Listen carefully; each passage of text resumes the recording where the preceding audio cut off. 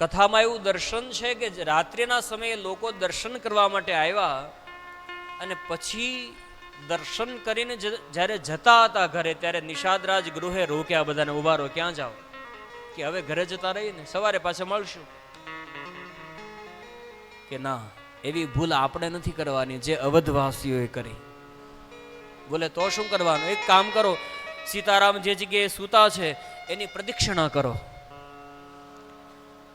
પ્રદક્ષિણા કરીશું એટલે જાગતા રહેશું, અને જાગતા રહેશું તો આપણને મૂકીને અવધપતિ નીકળી નહીં જાય. એટલા માટે શું કર્યું? એ શૃંગવેરપુરના લોકોએ ભગવાન સીતારામની આખી રાત્રિ પ્રદક્ષિણા કરી અને ખરા અર્થમાં જાગરણ કર્યું. જો જાગરણ કેવી રીતે થાય? તમારા કેન્દ્રમાં સીતારામ હોય, માનસના કેન્દ્રમાં સીતારામ, અને ભગવાનનું આખી રાત્રિ